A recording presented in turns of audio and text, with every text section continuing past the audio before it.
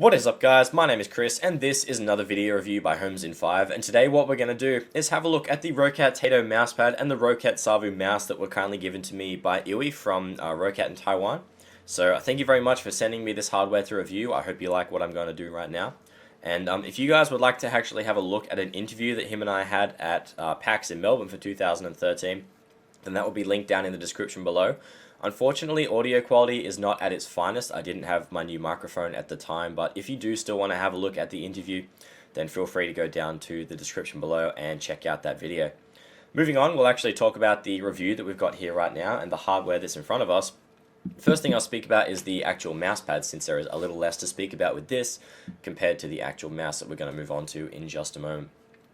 This is actually classified, as you can see down here, as a mid-size mousepad, so with that being said, and the workspace that I'm given, I'd love to see what a full-size mousepad is like, because this is absolutely huge on my desk.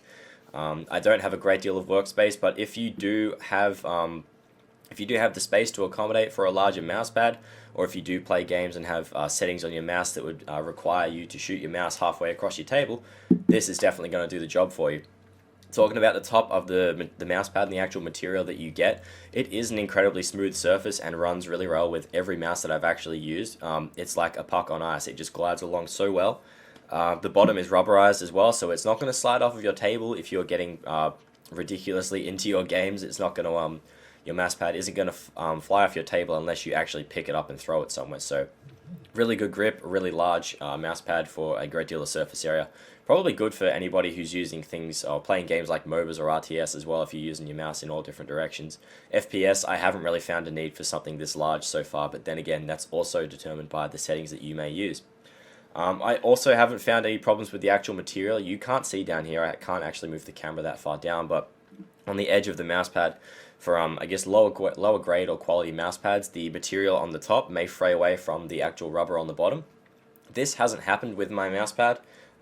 With my clothing that I wear, or even just my arm rubbing against the mousepad, I haven't had any fraying or the surface coming away from the rubber on the bottom. So that's, I guess, a compliment to the mousepad itself, that it is a high quality piece of material and something that's going to last a long time. This is only a month and a half into being used, and there is no problems with it whatsoever. So really good piece of material.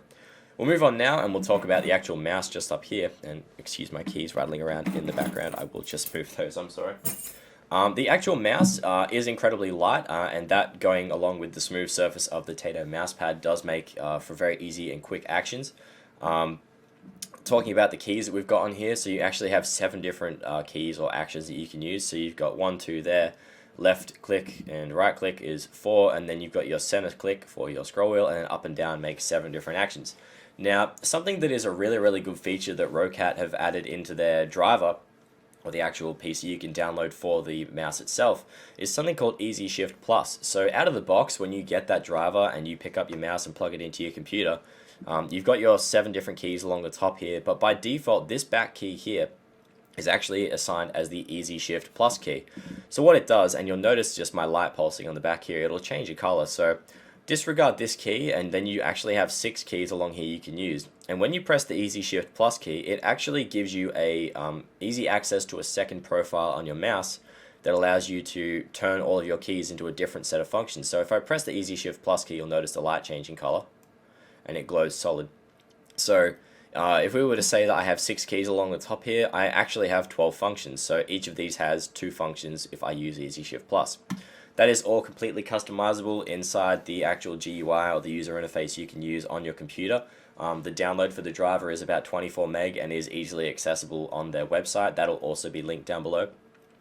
But it's just a really smart idea. It's something, when I saw this and compared it to a Thermaltake Theron mouse that I reviewed earlier on, I noticed there was no easy DPI changing on the fly just up here, and I thought, oh, that's something that the Theron has one up on the actual ROCCAT. But now that I know that this Easy Shift Plus function is so easy to get to, you can assign these keys to change your DPI if you like.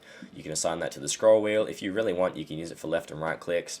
Something that I've also noticed on ROCCAT's website is this mouse seems to be targeted more towards FPS players. If you were to go and look at the information they have on there, everything kind of points towards FPS gaming. But with games in mind, or a game in mind more specifically that I've been playing called League of Legends, with your abilities or your spells that you can use. If you have Smart Cast on, you can actually use this Shift Plus key and assign all of your keys along here as your different casts. So that makes things a lot easier. Instead of using your Q, W, E, and R, you could literally use your mouse pad or your mouse, excuse me, sorry, for pretty much everything in the game without having to press Q, W, E, and R. So a smart way to play the game, I guess. It does take a little getting used to, but I've noticed a small improvement in the actual time it takes for me to cast spells and stuff. So something that I really like about the actual driver and the user interface that they've implemented.